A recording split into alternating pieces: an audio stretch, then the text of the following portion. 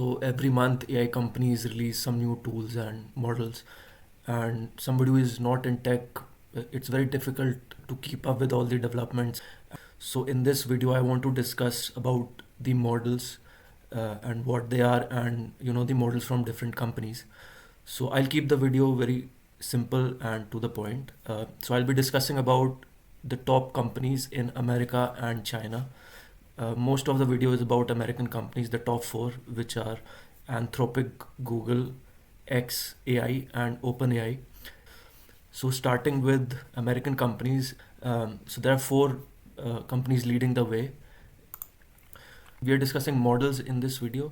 Now models are of multiple types. One is text models, and there is image models, there's video models, world models, and coding models.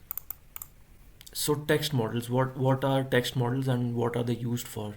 So ChatGPT is a text model. What that means is it can understand language like human language, and then it can respond in language.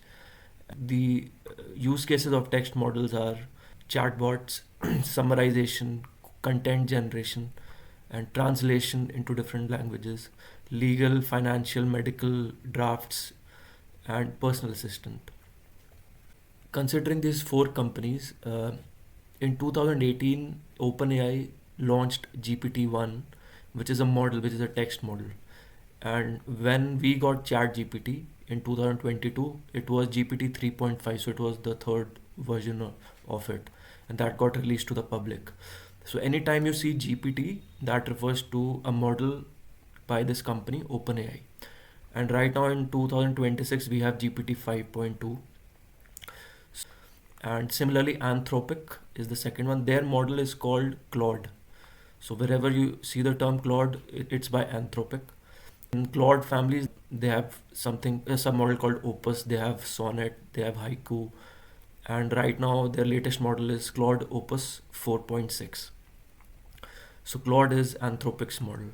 When it comes to xAI, which is by Elon Musk, their models are called Grok, and it started with Grok 1 in 2023, and now it is on Grok 4. And coming to Google, they started with Palm 2 in 2023, and now their most latest and the best model is Gemini 3 Pro. So these are text models. Then come image models. So image models are used for image generation. So you give a prompt and an image is generated based on your prompt. They can also be used for image editing, and image models can also be used for creating product advertisements, and they can also be used for photo enhancements. Like if you have an old image from 20 years back, you can use AI to increase the clarity of those images. So again, comparing these four companies, OpenAI released an image model in 2021 called DAL-E, and in 2025 they replaced that with a new model called GPT Image 1.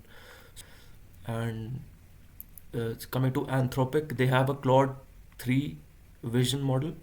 But the thing with Anthropic is it's not used for general purpose image generation. It is more used for image analysis. So you can give it an image and it will, it can interpret charts, diagrams, from that image. And then there is xAI. And so the image generation model from them is called Grok. And so that's their image model. And Google released it started in 2023 with Imagen, but in 2025 we all heard about Google Nano Banana. So that was their image model. So coming to video models, you give a prompt and they generate a video for you, and they can be used to create short clips for social media, and they can be used for summarization. Like if you have a video like on YouTube, you get a summary of what the YouTube video was about. So that's done using video models. So OpenAI in 2024 released their first text to video model, Sora, with which you could create clips like 8-second clips. And then in 2025 they released the second version of it, Sora 2, which is improved the generation capability. xAI, they released Grok Imagine in 2025, which was thus you could create 6-second videos, and now in 2026 they have increased the time limit to 10 seconds of video. Then Google started in 2023 with the model called Video Poet, but in 2024 they released their first text to video model called VO, and in 2025 VO 3.1 was released, and I think this leads right now in the video models.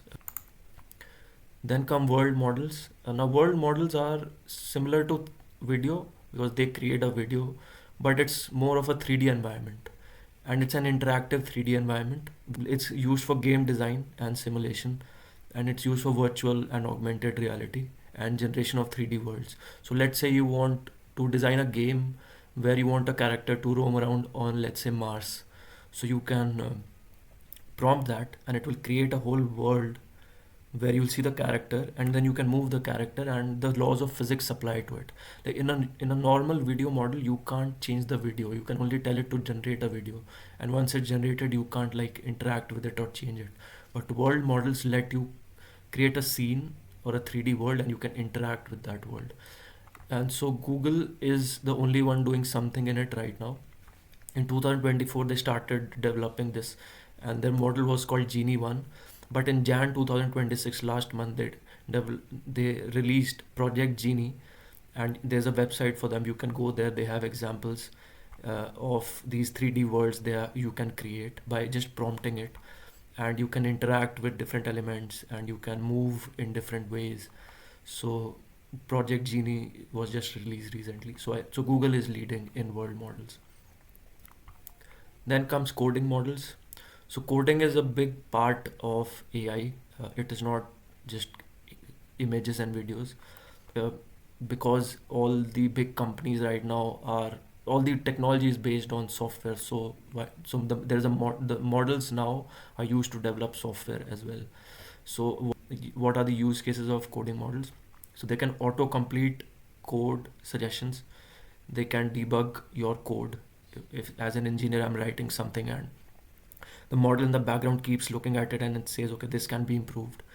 And it can generate code documentation. It can also generate new code, and it can be used to translate code written in one programming language to another programming language. So OpenAI, they had their first dedicated code generation model. It was called Codex, and in 2025 they developed a whole agent toolkit. And recently in 2026 they have recently released GPT 5.3 Codex, and it is basically that is a coding model in the backend, and then there is a web interface where you can prompt things, and then the model will help you developing the code that you want. So this was recently released, and Anthropic has always concentrated more on coding. So for me, I think they are leading the way as far as I can tell from the reviews. So in 2025, they released their model called Claude Sonnet, and they released this coding tool as well, which is Claude Code, which everybody on the internet is talking about right now. So it's a tool for coders, and it helps them, with writing code just by giving it a prompt. And so that it's a great tool. Everybody, like every coder I've come across, raves about it. And then they released in 2025 their new models, Claude Opus and Sonnet and Haiku, which had strong coding performance. And the latest model is Claude Opus 4.6, and this is in the coding ecosystem. It's very well reviewed and talked about. Then XAI, which is by Elon Musk. So their model is called Grok 1. This was released in 2023. This was for coding. And in 2025, they have released Grok Code Fast 1, and this is an improved version. And Google has Gemini. So Gemini is a multi-context model, like you can do images, video, and even code. And Gemini 3 Pro is their latest model, and it's quite good, but it is not up to the mark as per Claude. I think people say Claude is ahead of Gemini, but it is still a good model. And Google also released a coding tool called Antigravity. This is not a model, it's a coding tool, just like Claude Code by Anthropic is a coding tool, and it helps engineers with coding and debugging and refactoring old code into new code, all that. Okay, now just coming to coding tools. There are 5 coding tools in the market right now, and all these tools are not models. They are tools which help you in development and coding work. So they can be used by personal development projects, or they are used even by enterprises like big companies having 500,000, 5,000 employees.